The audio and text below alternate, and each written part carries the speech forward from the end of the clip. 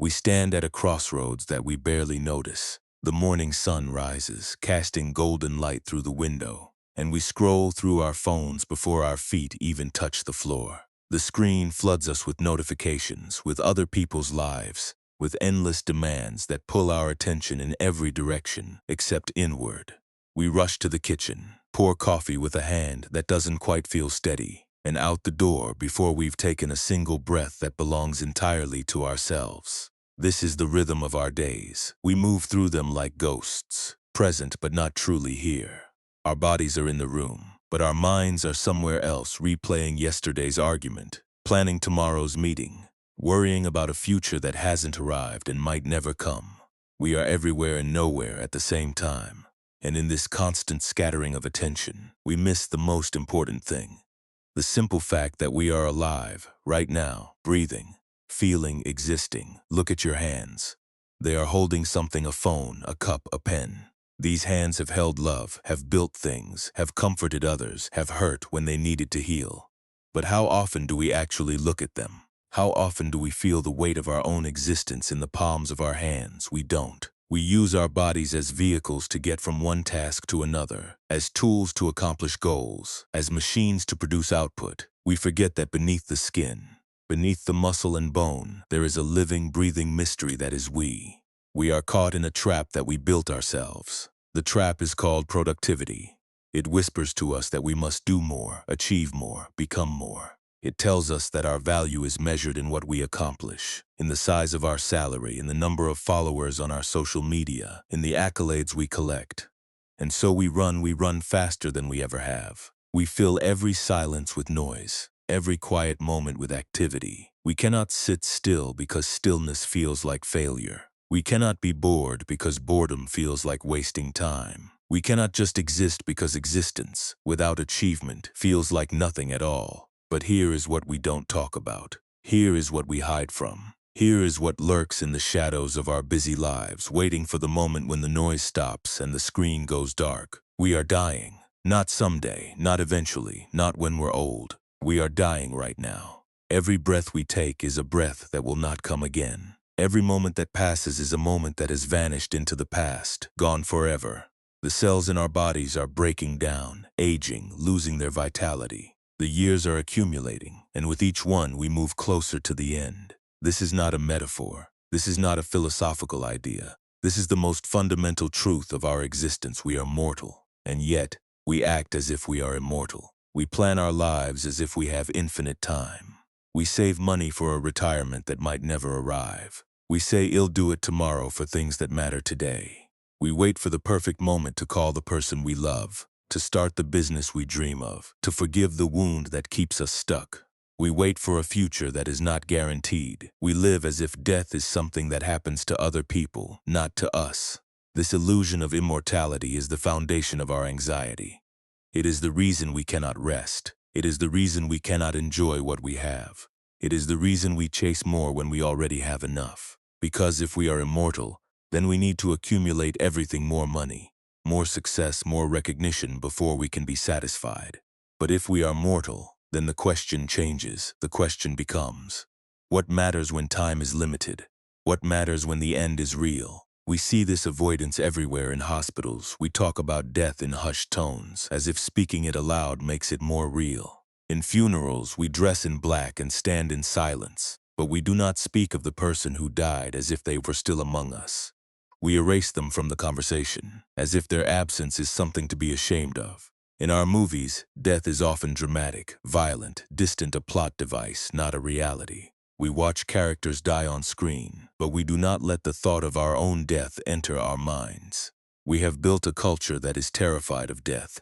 We wear our youth like a badge of honor. We spend billions on products that promise to reverse aging, to smooth our skin, to hide the signs of time. We live in cities that never sleep, where the lights never go off, where the noise never stops. We are trying to drown out the silence that death brings. We are trying to prove to ourselves and to everyone else that we are still here, still alive, still powerful. But this denial is costing us everything. It is costing us our peace. It is costing us our joy. It is costing us our ability to love deeply, to live fully, to be present. Because when we refuse to face death, we refuse to face the truth of our lives. We refuse to see that time is limited, that every moment is precious, that every person we meet might not be here tomorrow. And so we live in a state of half-awareness, half-aliveness, half-existence. Think about the last time you sat with someone who was dying. Think about the last time you held the hand of a person who knew they were going to die. What did you feel?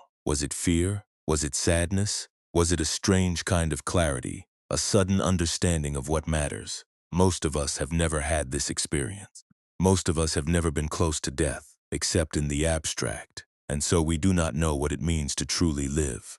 We are living in a world that is forgetful of death. We are living in a time that has forgotten the most important truth. And in this forgetfulness, we are losing ourselves. We are losing our ability to be present. We are losing our ability to love. We are losing our ability to live with meaning.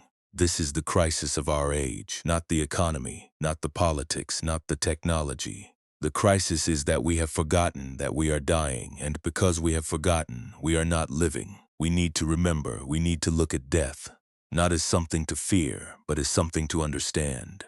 We need to see death not as the end of our lives, but as the context that gives our lives meaning.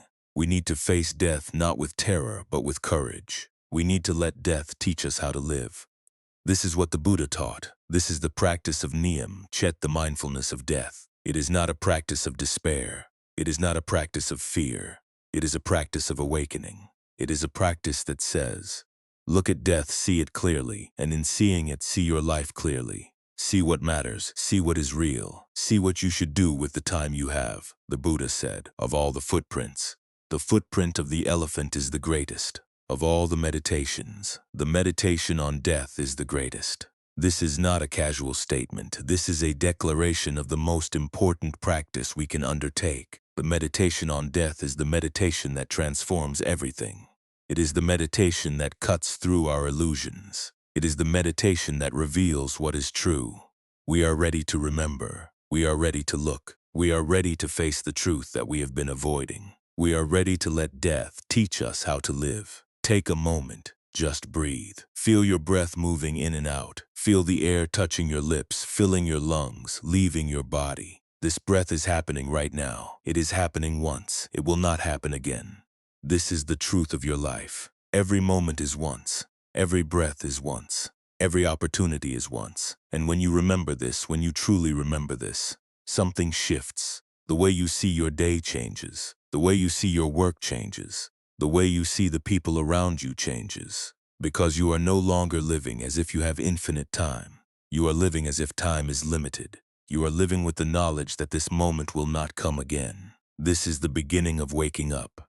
This is the beginning of living fully. This is the beginning of the practice. Meet Sarah.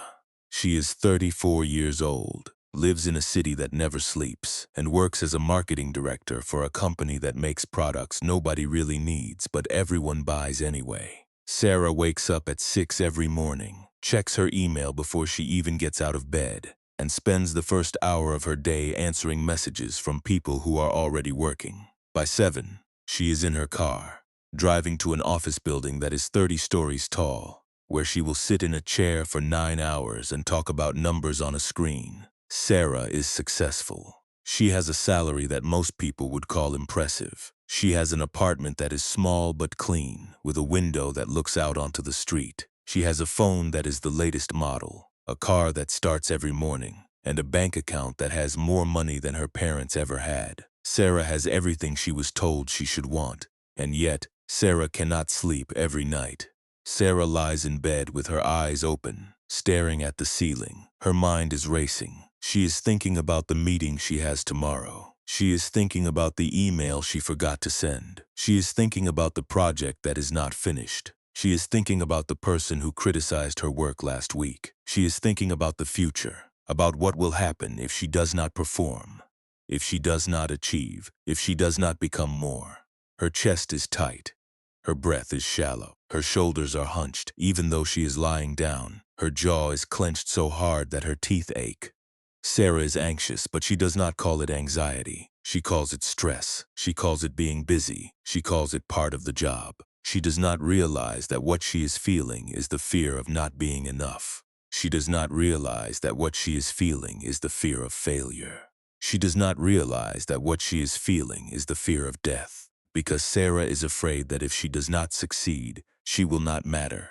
She is afraid that if she does not achieve, she will be forgotten. She is afraid that if she does not become something, she will be nothing. And this fear is the same fear that everyone has. This fear is the fear that we are mortal. This fear is the fear that we will die. And when we die, we will be gone. We will not be remembered. We will not matter. We will be nothing. Sarah's body is a map of her anxiety. Her shoulders are always tight, as if she is carrying a weight that nobody can see. Her neck is stiff, as if she is trying to hold her head up against a force that is pushing it down.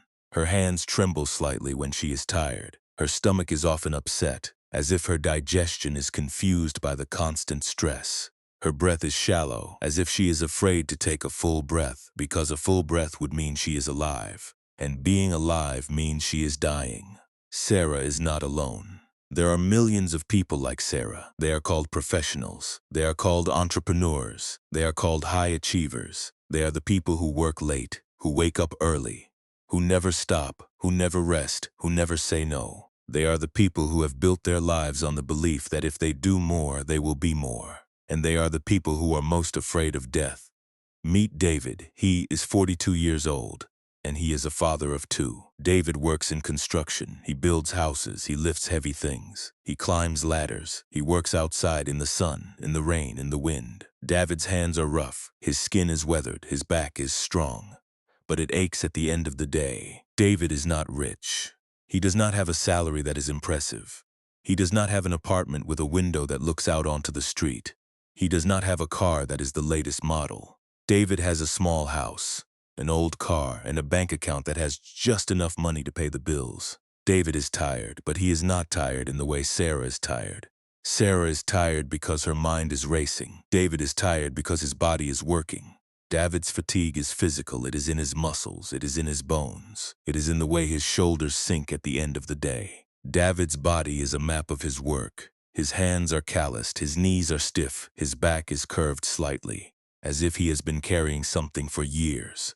But David has a different kind of fear. David is afraid of getting sick. He is afraid of getting injured. He is afraid of not being able to work. He is afraid of not having enough money to pay the bills. He is afraid of not being able to take care of his family. And underneath all of this fear is the same fear that Sarah has. David is afraid of death. He is afraid that if he gets sick, if he gets injured, if he cannot work, he will die. He will die before he is ready. He will die before he has done enough. He will die before he has taken care of his family.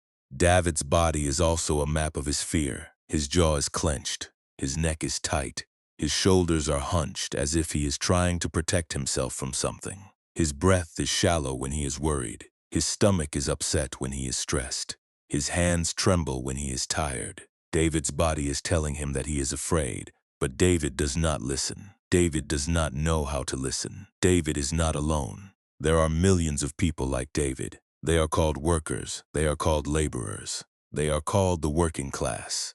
They are the people who build the things we use, who clean the places we go, who serve the food we eat, who drive the cars we ride in. They are the people who do the work that nobody wants to do but everybody needs. And they are the people who are most afraid of death, because David knows that his body is limited. He knows that his strength will fade. He knows that his back will ache more. He knows that his hands will get rougher. He knows that one day he will not be able to work, and when he cannot work, he will not have money. And when he does not have money, he will not be able to take care of his family. And when he cannot take care of his family, he will be a failure.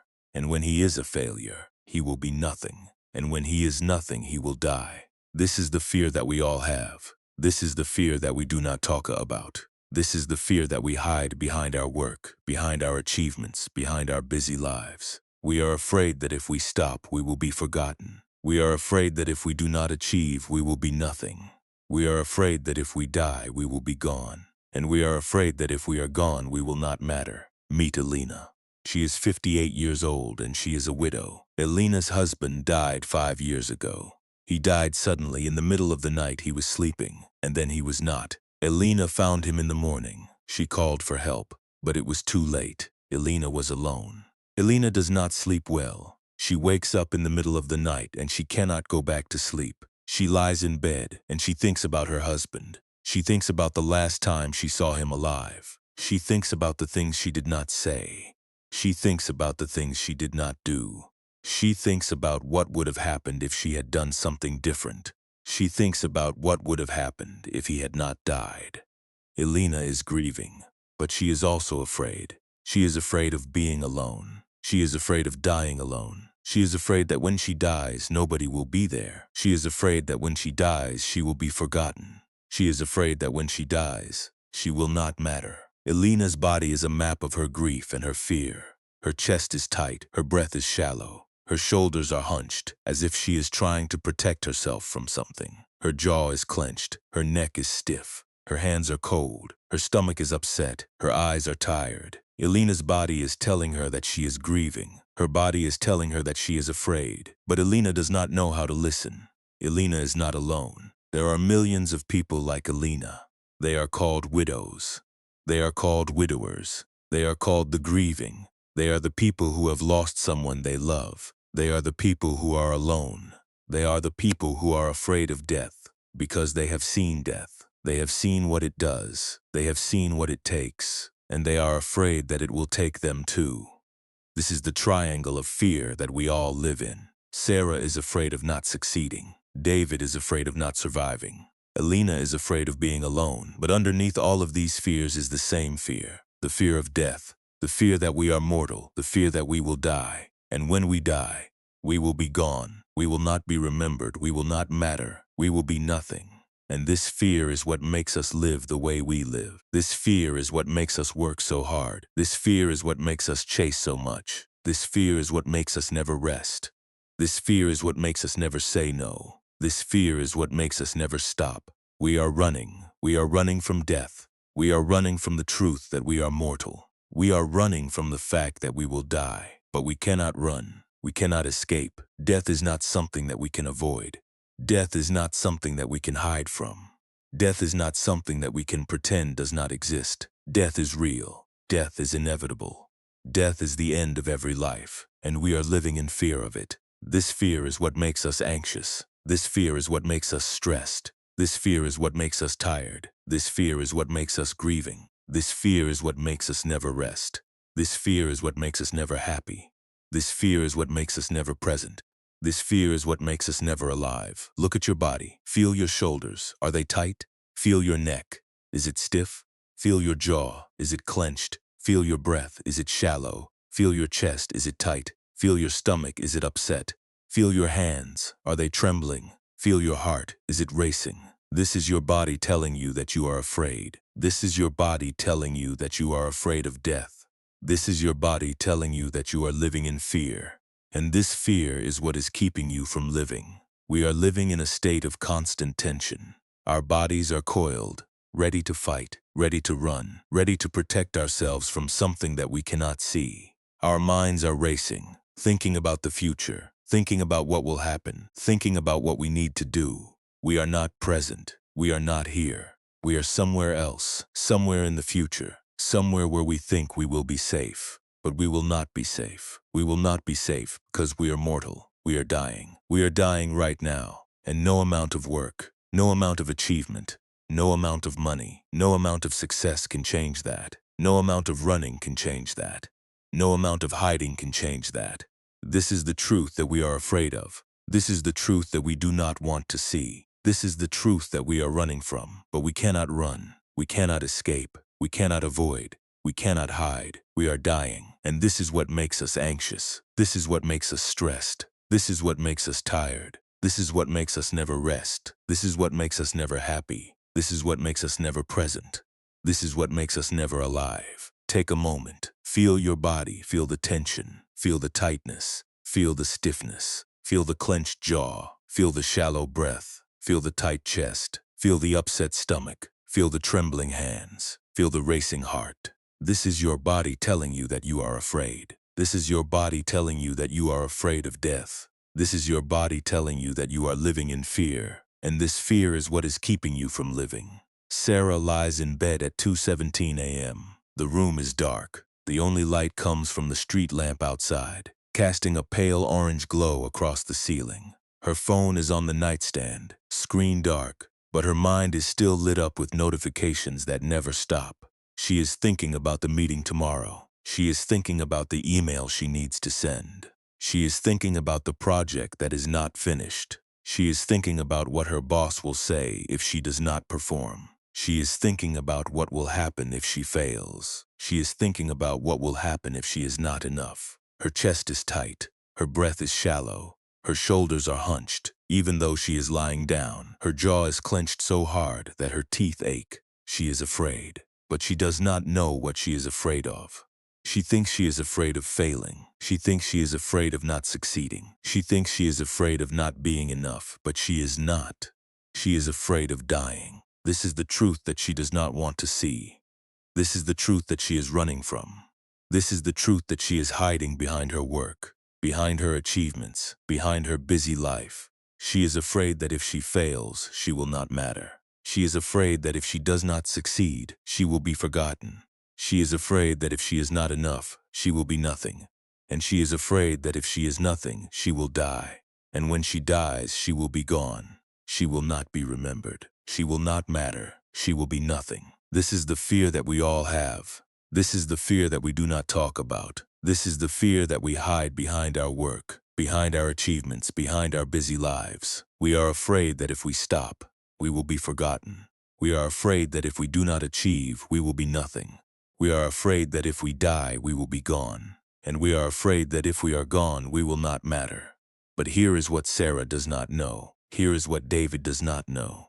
Here is what Alina does not know. Here is what we do not know. The fear is not the problem. The fear is not what is keeping us from living. The problem is what we do with the fear. The problem is what we add to the fear. The problem is what we create from the fear. After Sarah feels the fear, she feels something else. She feels shame. She feels that she should not be afraid. She feels that she should be stronger. She feels that she should be able to handle this. She feels that she is weak. She feels that she is not enough. She feels that she is failing. And this shame is what makes the fear worse.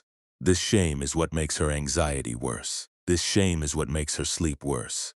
This shame is what makes her life worse. After David feels the fear, he feels something else. He feels anger. He feels angry at himself for being afraid. He feels angry at his body for being weak. He feels angry at his job for making him tired. He feels angry at the world for being hard. He feels angry at life for being unfair. And this anger is what makes the fear worse. This anger is what makes his stress worse. This anger is what makes his fatigue worse. This anger is what makes his life worse. After Alina feels the fear, she feels something else. She feels guilt. She feels guilty for not saying the right things to her husband before he died. She feels guilty for not doing the right things. She feels guilty for not being there. She feels guilty for surviving. She feels guilty for living. And this guilt is what makes the fear worse. This guilt is what makes her grief worse. This guilt is what makes her loneliness worse. This guilt is what makes her life worse. This is what the Buddha called the second arrow. The first arrow is the pain that comes from the world. The first arrow is the fear. The first arrow is the anxiety. The first arrow is the stress. The first arrow is the grief. The first arrow is the suffering that happens to us. The first arrow is what life gives us. The first arrow is inevitable. The first arrow is real, but the second arrow is the pain that we add to the pain. The second arrow is the pain. The second arrow is the anger. The second arrow is the guilt. The second arrow is the suffering that we create for ourselves. The second arrow is what we give to ourselves. The second arrow is not inevitable. The second arrow is not real. The second arrow is a choice, the Buddha said. When a person is hit by an arrow, they feel pain. This is the first arrow. But then, they feel anger about being hit by the arrow. They feel shame about being weak. They feel fear about what will happen. They feel regret about what they did not do.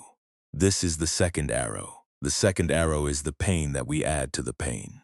The second arrow is the suffering that we create for ourselves. This is what Sarah is doing. Sarah is hit by the first arrow. She feels fear. She feels anxiety. She feels stress. This is the first arrow. This is the pain that comes from the world. This is the pain that is inevitable. This is the pain that is real. But then Sarah hits herself with the second arrow. She feels shame. She feels that she should not be afraid. She feels that she should be stronger. She feels that she is weak. She feels that she is not enough. She feels that she is failing. This is the second arrow.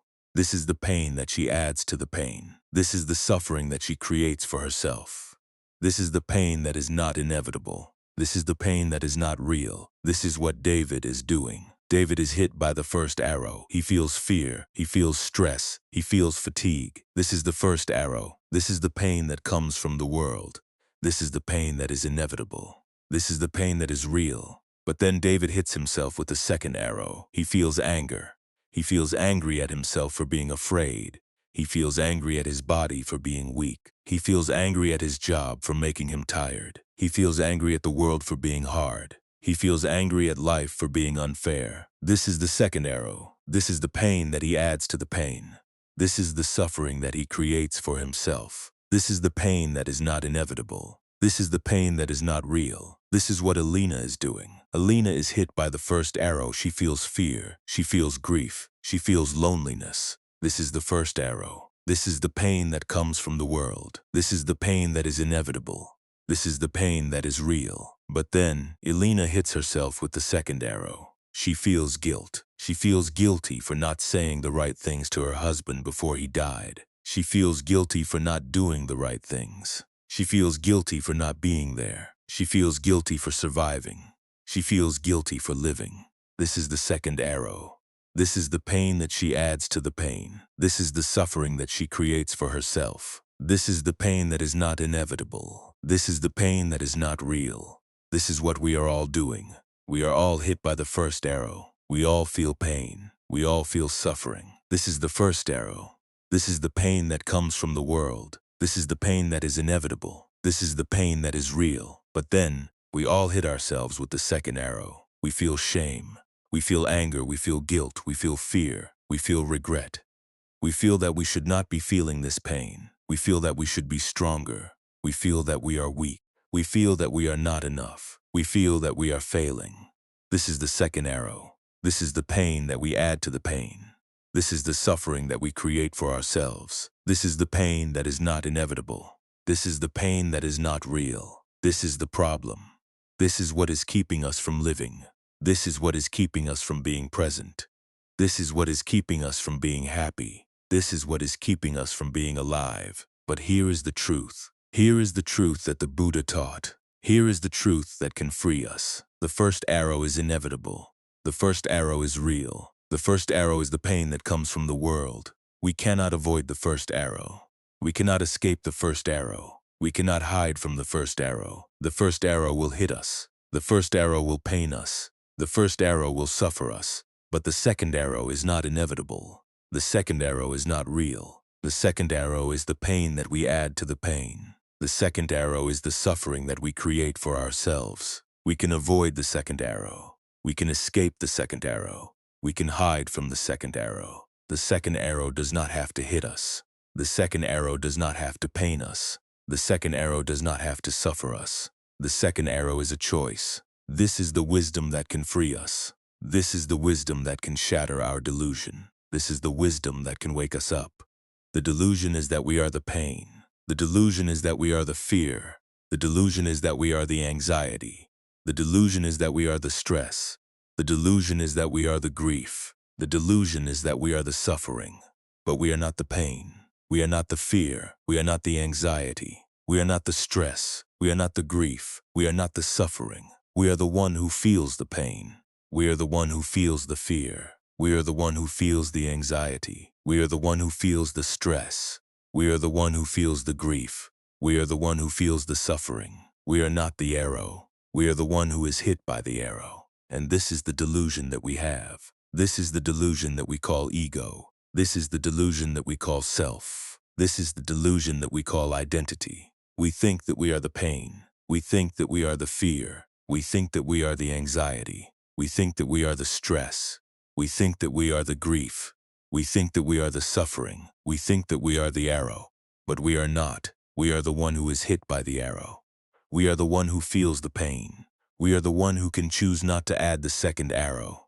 This is the truth that the Buddha taught. This is the truth about non-self. This is the truth about anatta. This is the truth that we are not the pain. We are not the fear. We are not the anxiety. We are not the stress. We are not the grief. We are not the suffering. We are the space in which the pain happens. We are the space in which the fear happens. We are the space in which the anxiety happens. We are the space in which the stress happens. We are the space in which the grief happens. We are the space in which the suffering happens. We are the witness. We are the observer. We are the one who sees, and when we see this, when we truly see this, something shifts. The way we see the pain changes. The way we see the fear changes. The way we see the anxiety changes. The way we see the stress changes. The way we see the grief changes. The way we see the suffering changes. Because we are no longer the pain. We are no longer the fear. We are no longer the anxiety. We are no longer the stress. We are no longer the grief. We are no longer the suffering. We are the space in which it all happens. Take a moment. Feel the pain in your body. Feel the tightness in your chest. Feel the shallow breath. Feel the clenched jaw. Feel the stiff neck. Feel the tight shoulders. Feel the upset stomach. Feel the trembling hands. Feel the racing heart. This is the first arrow. This is the pain that comes from the world. This is the pain that is inevitable. This is the pain that is real. But now, feel something else. Feel the shame. Feel the anger. Feel the guilt. Feel the fear. Feel the regret. Feel the thought that you should not be feeling this pain. Feel the thought that you should be stronger. Feel the thought that you are weak. Feel the thought that you are not enough. Feel the thought that you are failing. This is the second arrow. This is the pain that you add to the pain.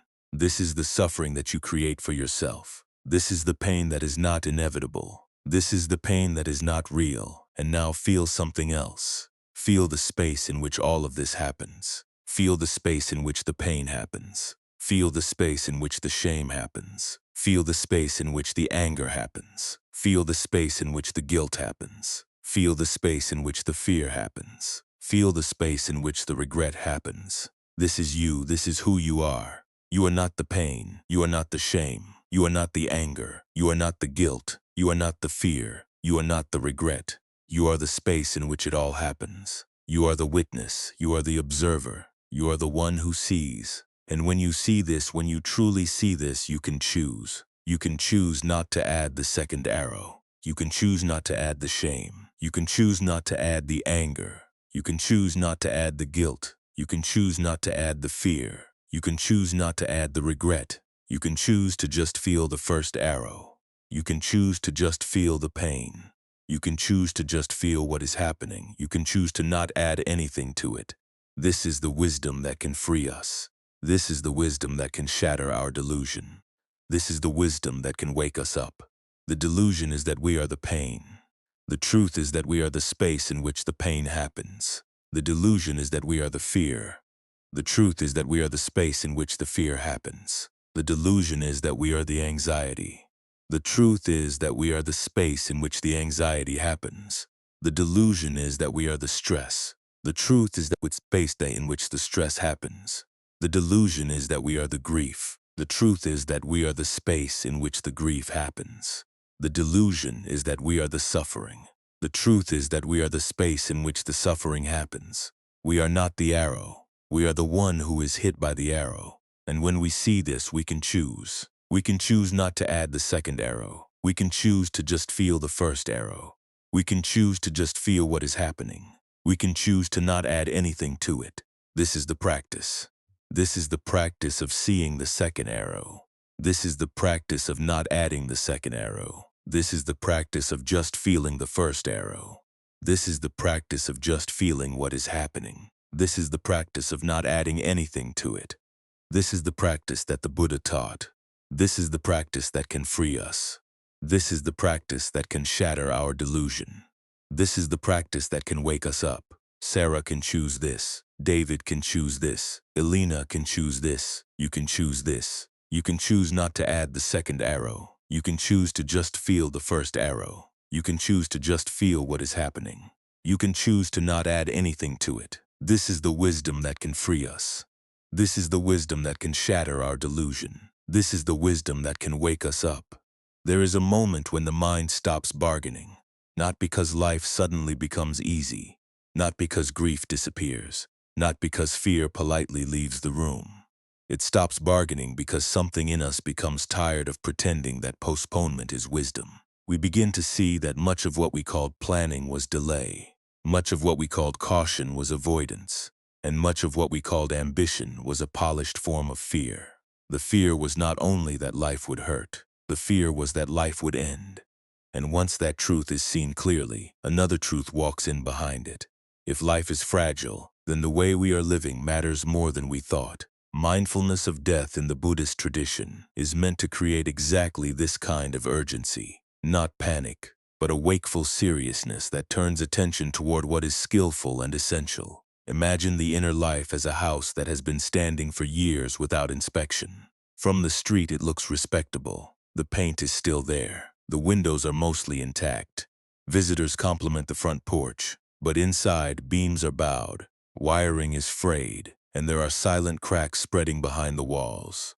The problem is not that the house is evil. The problem is neglect. The problem is living in it so automatically that we stop noticing what is unstable. This is how most people move through their days. They decorate the front of the house: career, image, status, busyness, while the interior structure trembles under unexamined fear. The practice of remembering death is like walking through that house with a lantern in your hand. It does not create the cracks, it reveals them. And this is where transformation truly begins.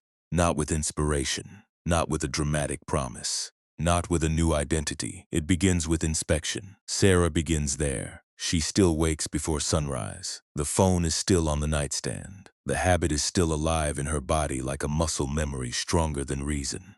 Her fingers still want the screen before they want the day. But now, before she reaches, she pauses. The pause is only 3 seconds. At first, it feels almost ridiculous. 3 seconds in a life full of deadlines. 3 seconds in a nervous system trained to lunge forward. 3 seconds in a culture that worships speed. Yet those 3 seconds become the first doorway. She places one hand on her chest and feels how tight it is. She notices that her breath is thin, as though the body has already started defending itself against a battle that has not yet arrived. She notices the jaw, the throat, the shoulders. She notices that the body has awakened before the mind and has already declared an emergency. Then she says, silently and without drama, "I could die before this day is over. This day is not owed to me. This breath is not guaranteed." At first the sentence sounds harsh, then it sounds honest, then it sounds clarifying. This is one of the central functions of mindfulness of death. It cuts through the fantasy of unlimited time and makes this moment feel morally alive. Traditional teachings describe this practice as one that should be developed with urgency, even with the seriousness of someone responding to a fire. The point is not morbidity. The point is to end heedlessness. Once Sarah remembers that the day is not guaranteed, a different question becomes available. If this day were one of the last days of my life, how would I inhabit it? She does not ask how she would optimize it. She does not ask how she would impress others with it. She asks how she would inhabit it. That question changes the architecture of the morning. She sits up slowly. She breathes one fuller breath. She does not perform gratitude. She simply stops abandoning herself at the threshold of the day. This is the first beam in the new structure, remembering mortality before momentum takes over. David begins differently because his life has always been lived through impact. His mornings are colder, heavier, more physical. The floor under his feet reminds him that the body is real before the mind starts inventing stories about the future. He has spent years overriding pain because pain had no place in the schedule. Tight back, work anyway. Burning shoulder, work anyway. Fear about money, work anyway. Exhaustion, work anyway. His version of numbness is not digital, it is muscular. But one morning, fastening his boots, he feels a sharp pull in his lower back that does not vanish after a few seconds. He freezes. In that instant, he sees the whole machinery of his fear. If the body fails, income fails. If income fails, protection fails. If protection fails, identity fails. He is not merely afraid of pain. He is afraid of becoming useless. And beneath that is the ancient terror that the body will eventually betray every promise it ever made. So he begins his own version of the practice. Before he lifts anything heavy, he pauses. Before he starts the truck, he pauses. Before he enters the noise of the day, he pauses. And in that pause, he says, "This body is breakable. It is strong, but it is not permanent. One day it will not obey me. Because that is true, I will use it wisely today. Impermanence in Buddhist thought is not a decorative spiritual idea. It is a direct description of conditioned existence. Things arise, change, and pass away, including the body and the identities built around it. To remember this is not to disrespect the body, but to relate to it with sobriety and care. Something changes in David when he practices this way. He notices that urgency and aggression are not the same thing. For years he had confused them. He thought being driven meant being hard. He thought discipline meant self-violence. He thought responsibility meant never softening. But mindfulness of death introduces a cleaner form of urgency, one without panic. The body becomes not a machine to exploit, but a temporary instrument to steward. That shift matters. A man who sees his body as temporary may finally stop using hatred as fuel. Alina begins in the evening. Grief has made her house echo. Every object carries an after-image. The chair still holds the shape of memory. The hallway feels like a sentence that was never finished. Her suffering is not only loss, it is the way the mind circles loss and keeps reopening it. She has already been struck by the first arrow. A death she did not choose, a love interrupted, a future collapsed. But then the mind keeps shooting. I should have known. I should have said more. I should have been kinder that night. I should have prevented what no one can prevent. The teaching of the second arrow becomes her turning point. Buddhist sources frame the difference clearly. Pain may be unavoidable, but the mind's resistance, self-torment, and proliferating storylines create an additional layer of suffering that can be understood and reduced through practice. Alina does not stop loving. She does not stop missing him. She does not stop feeling the ache. But when the second arrow appears, she learns to name it gently. This is guilt adding itself to grief. This is imagination punishing what reality has already wounded. This is the mind trying to gain control over what was never controllable. Then she does something small and radical. She does not argue with the thought. She does not obey it either. She places a hand on the kitchen table and feels the wood under her palm. She breathes. She says, "Death has happened. Love has happened. Regret is now trying to become my identity.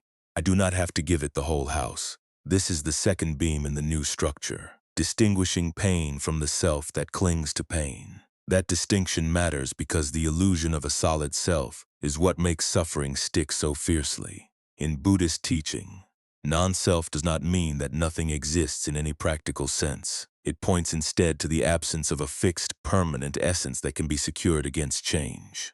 What is usually called me is entangled with changing processes: body, feeling, perception, impulses, consciousness, not a solid core outside impermanence. When this is understood even a little, practice becomes less theatrical and more intimate. The work is no longer, how do I become an ideal spiritual person?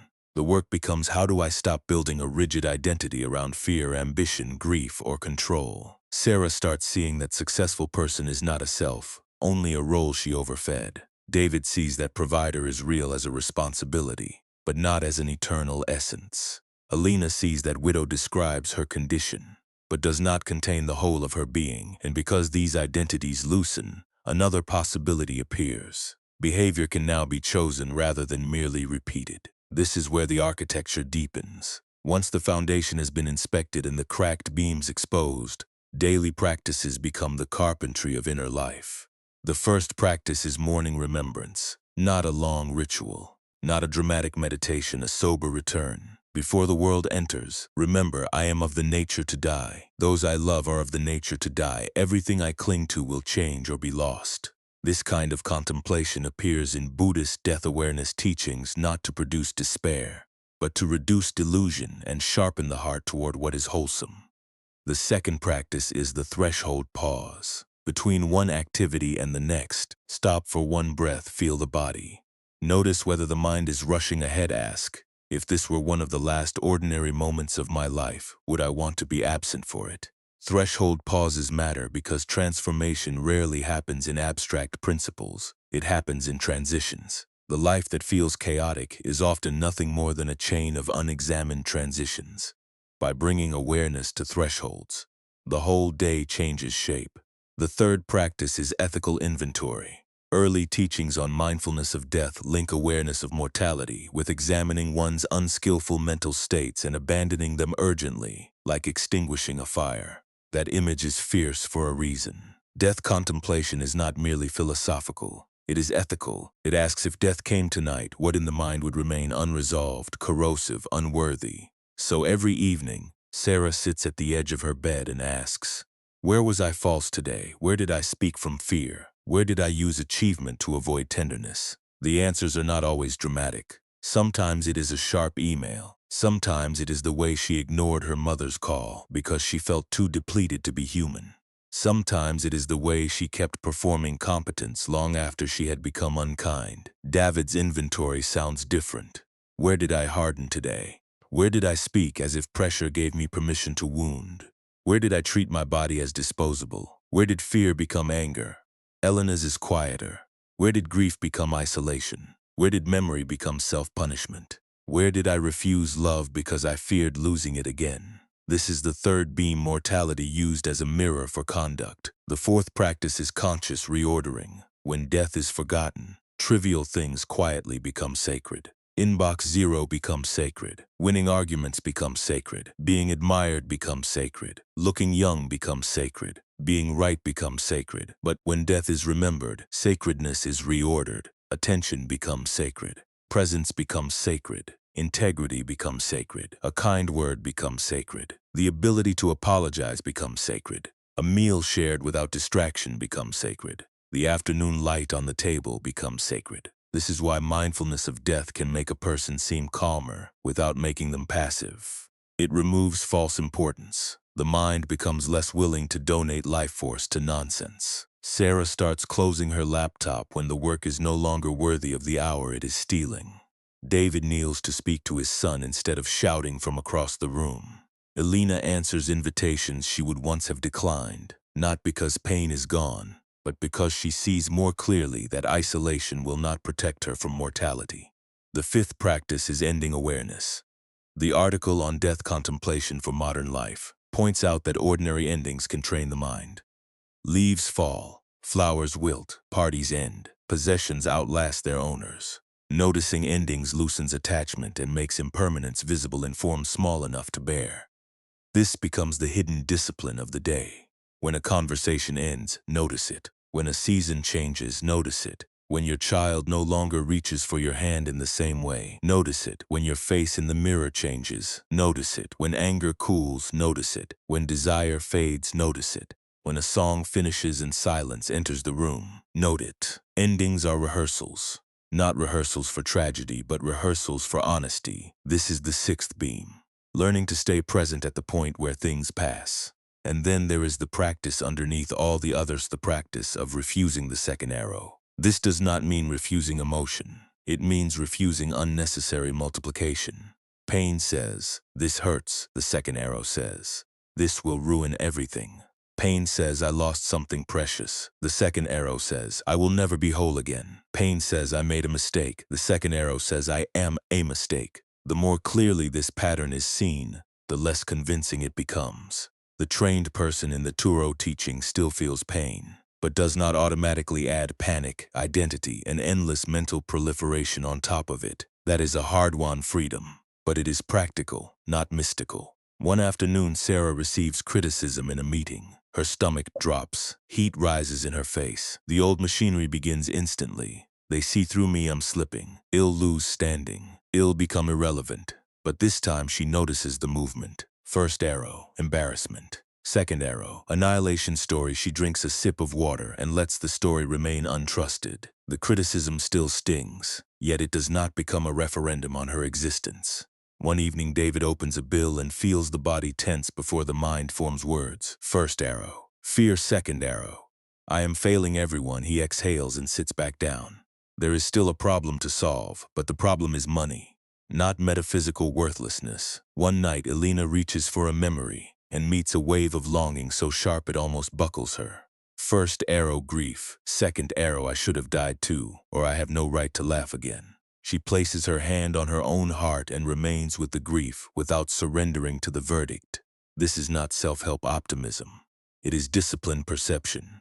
And with time, The house begins to feel different, not perfect, not unshakable, but inhabited. The beams hold because they are attended to. Mortality is no longer a shadow at the edge of the property. It has become an honest architect. It asks ruthless questions, but clean ones. Why are you still postponing love? Why are you spending life to maintain an image? Why are you making an altar out of control? Why are you speaking as if you and those around you have endless time? The answers are sometimes humiliating. Good. Humility is one of the sounds a false structure makes when it is being dismantled. Then, almost without fanfare, a new interior life emerges. A person who remembers death wastes less time pretending. A person who sees impermanence stops negotiating with obvious truths. A person who understands the second arrow becomes harder to manipulate with fear. A person who loosens identification with status, pain, or role discovers a freedom that looks plain from the outside but feels immense from within.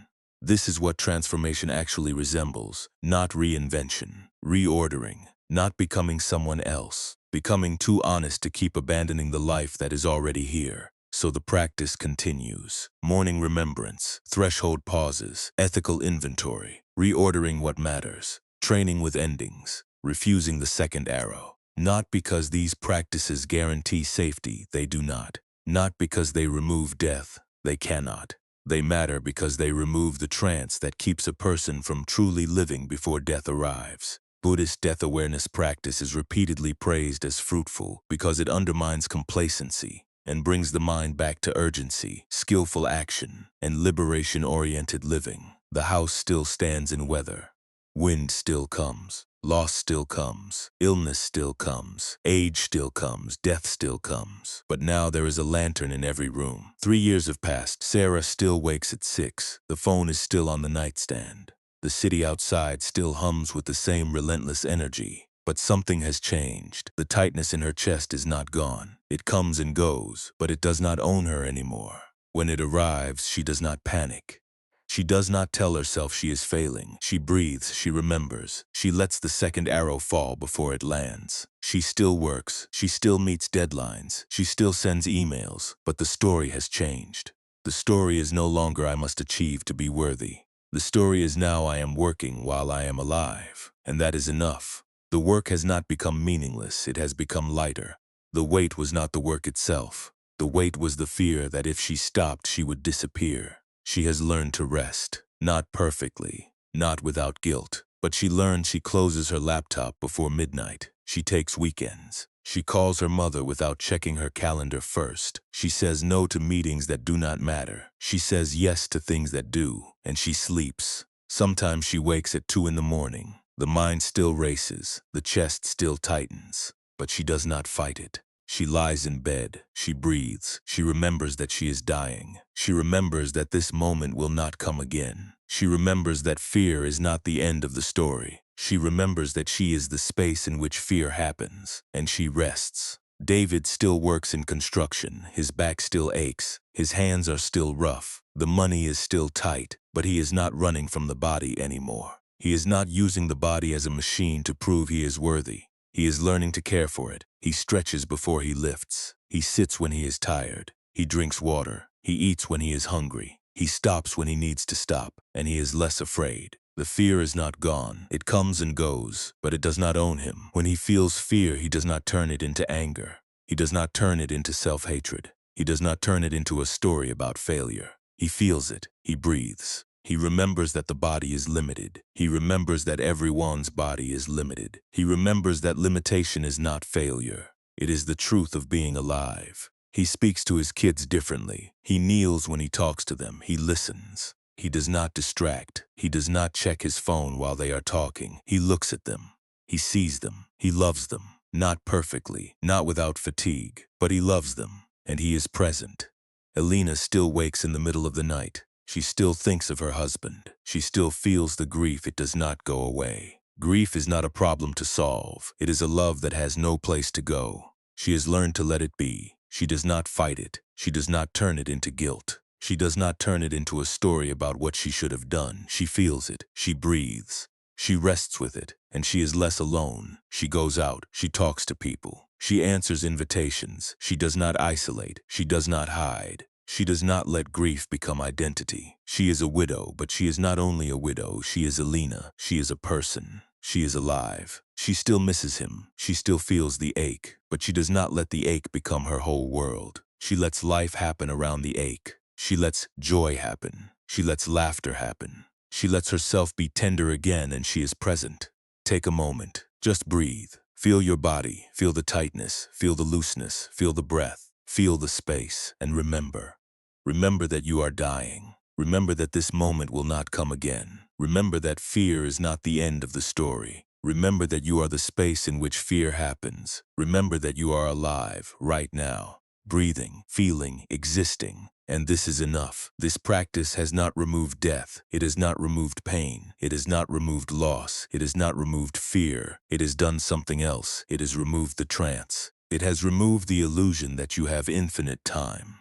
It has removed the illusion that you must achieve to be worthy. It has removed the illusion that you must hide from mortality. It has removed the illusion that you must add the second arrow.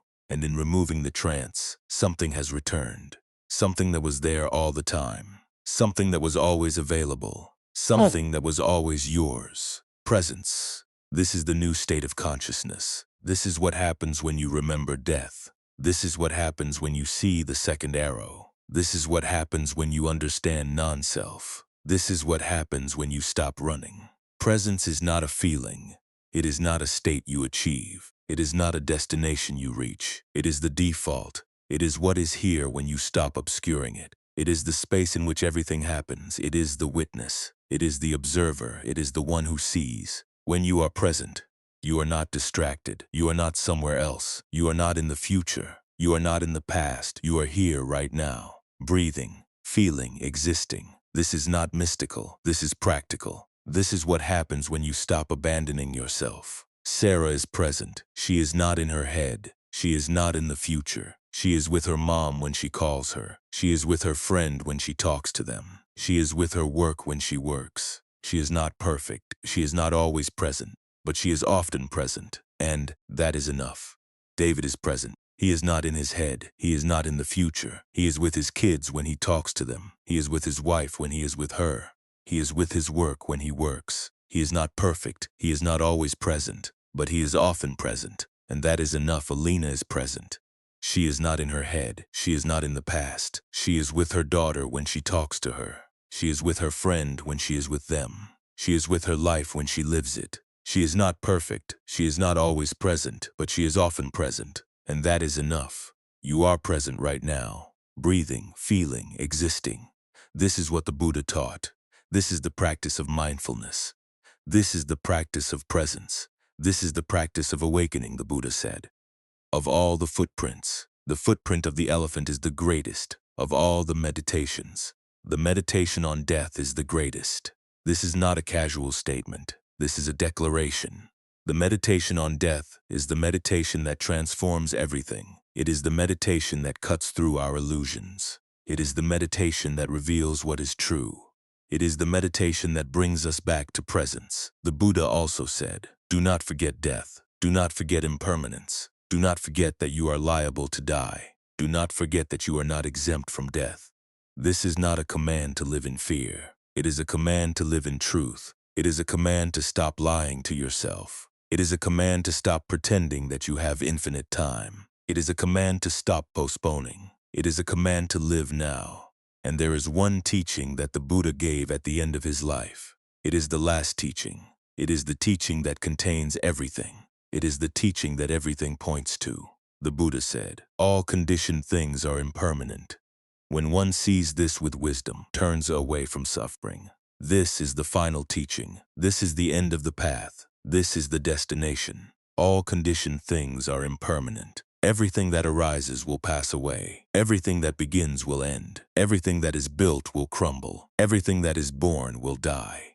This is the truth. This is the law. This is the nature of reality. When one sees this with wisdom, one turns away from suffering, not by running, not by hiding, not by denying, but by seeing, by understanding, by accepting, by letting go. Suffering is not the pain. Suffering is the resistance to the pain. Suffering is the second arrow. Suffering is the illusion that things should be different than they are. Suffering is the delusion that we are permanent. Suffering is the fear that we will die. Suffering is the story that we are not enough. When we see that everything is impermanent, the story loses its power. When we see that everything is impermanent, the fear loses its grip. When we see that everything is impermanent, the suffering loses its hold. We turn away from suffering, not by show me destroying it, not by fighting it, but by seeing it, by understanding it, by letting it go. This is the wisdom. This is the freedom. This is the peace. This is what Sarah has found. This is what David has found. This is what Elena has found. This is what you are finding. Peace is not the absence of pain. Peace is the presence of acceptance. Peace is not the absence of fear. Peace is the presence of courage. Peace is not the absence of loss. Peace is the presence of love. Peace is not the absence of death. Peace is the presence of life. This is the new state of consciousness. This is what happens when you remember death. This is what happens when you see the second arrow. This is what happens when you understand non-self. This is what happens when you stop running. Presence, acceptance, courage, love, life. This is freedom. And this freedom is not something you achieve. It is something you remember. It is something you uncover. It is something that is always here. It is something that is available, always available.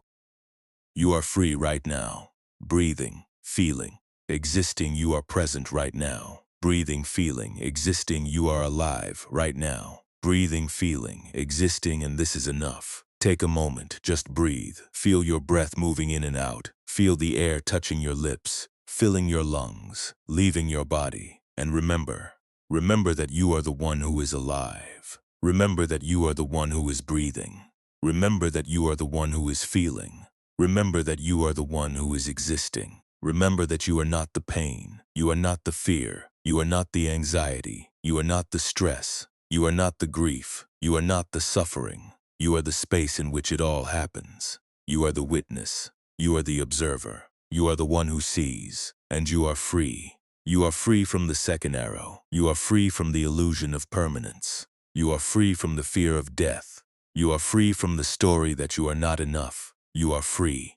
And this freedom is not something that you will achieve tomorrow. It is not something that you will earn. It is not something that you will become. It is something that you are. Right now, breathing, feeling, existing. You are free. Right now, you are present. Right now, you are alive right now. And this is the teaching. This is the practice. This is the path. This is the end. All conditioned things are impermanent.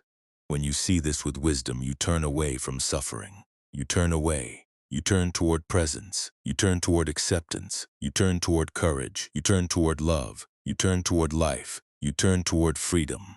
This is the end of the path. This is the beginning of the life. And now, the question that the Buddha leaves you with, the question that everything points to, the question that contains the answer, the question that you must ask yourself. The question is, if you are free right now, breathing, feeling, existing, why are you still running?